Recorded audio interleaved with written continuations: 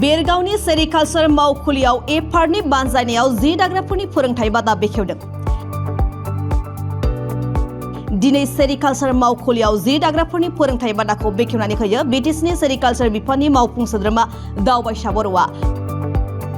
प्रमद बर' दैदेननाय BTC सरकारनि sericulture बिफाना आसामनि गेजेरावनो गोजौसिन जायगा आवग्रिनो हादों। मख'नो गोनांदि सेरिकालचार बिफाननि मावफुं सोद्रोमा दावबायसा बर'नि दैदेननायाव बड'लेण्ड एडि मिशना जाफुंसारदों। बेरगाव जिल्ला सेरिकालचार मावखुलिनि बिबानगिरि गुणमणि देखाया बे मावखुलियाव बिबान रुजुननायनि उननिफ्रायनो मोनसेनि उनाव मोनसे जि दाग्राफोरनो गाव गावनि आथिङाव गसंनो हानाय खालामनो थाखाय सोलोंथाइ गोनां आइजोफोरनो फोरोंथाइ होनायनि गेजेरजों गोजौ थाखोनि आदबजों एरि एम्फौ फिसिनाय, मेसिनाव खुन्दुं लुनाय, डिजाइनिं खालामनाय बायदि फोरोंथाइ होनानै गाव गसंथानो हानायनि लामा दिन्थिनानै होदों।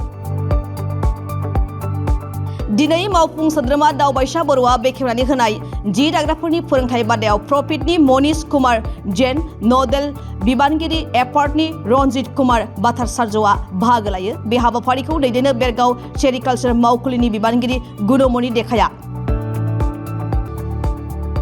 दिनैनि बे बेखेवनाय हाबाफारिनि सोमोन्दै मावफुं सोद्रोमा दावबायसा बर', प्रफिटनि मनीष कुमार जैन आरो बेरगाव सेरिकालचारनि मावखुलिनि बिबानगिरि गुणमणि देखाया मा फोरमायदों मिन्थिना लानि। बेरगाव महकुमा बेंगिरिनि बे सिङाव थानाय जोंनि सेरिकालचार सुपारिनटेन्डेन्टनि अफिसाव एपार्टनिफ्राय जोङो 30सा बिनायसाखो बा हिसि दाग्रा आइजोफोरखौ जोङो आसनिनि दारै बिथांमोननो खाबु होनाय जादोंमोन। हेन्डलुम जेकार मेसिन आरो जेकार मेसिनखौ जों बिथांमोननो होखांबाय आरो बे जेकार मेसिनखौ बोरै सालायनांगो बिनि माखासे टेकनिक आरो माखासे सिफोरखौ बोरै दाना डिजाइन खालामनो हायो बेनि टेकनिकफोरखौ ट्रेनिं होनो थाखाय दिनै मोनसे जागायनाय हाबाफारि बेयाव खुंनाय जादों आरो बिथांमोननि जि ट्रेनिं बे ट्रेनिंआ 44 दिन सोलिगोन आरो बेयाव 30 वेभार्स एबा सि दागिरि आइजो बिथांमोनखौ सायख'नाय जादोंमोन आरो बिथांमोना 44 सान बेवहाय ट्रेनिं लागोन आरो बिथांमोनखौ ट्रेनिं होनो थाखाय सासे मास्टार ट्रेनार थिसननाय जादों। बिथांनि दारै बिथांमोनखौ 44 सान बे ट्रेनिंखौ होनाय जागोन आरो ट्रेनिं जोबखांनायनि उनाव बिथांमोना सानसेयाव 300 रांहै सरकारनिफ्राय मोनसे स्टाइपेन्ड बेखौ होनाय जागोन बिथांमोननो।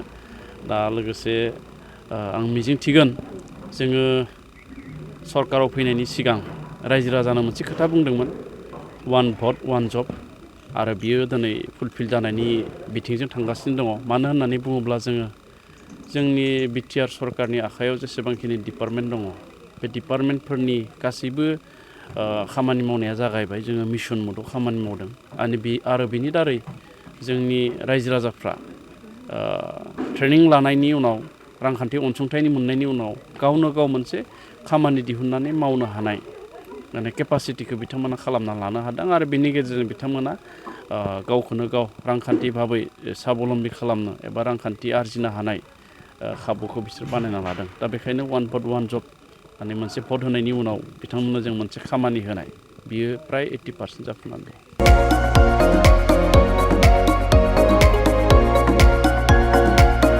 क'क्राझार सोहोरनि गथ'सा लाइमोनफोरनि थाखाय गोजोनथाव खौरां। क'क्राझाराव गिबि खेबनि थाखाय गोदानै बेखेवदों इउनिभार्सेल गेम जोन मुंनि मोनसे डिजिटेल गेलेमु सेन्टार। क'क्राझार सोहोरनि ग्रीन फिल्डनि साखाथि इट्स भबानिपुर जेडि रडनि लामा सेराव गोदानै बेखेवबाय इउनिभार्सेल गेम जोन। गोसो गुदुं गथ' एबा लाइमोनफोरा बे गेम जोनाव फैनानै रंजानाय लाफैनो हागोन।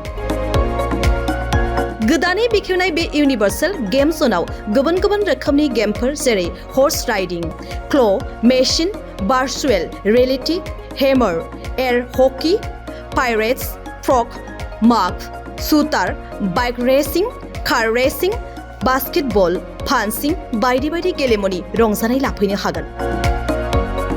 बेनिखायनो गाव गावनि गथ'फोरखौ गोदानै बेखेवनाय बे इउनिभार्सेल गेम जोनाव दान्दिसे सम लाबोनानै गुबुन गुबुन रोखोमनि गेलेनायनि खाबुखौ बाङायल' फिस होनानै रंजानाय लाहोनो हागोन।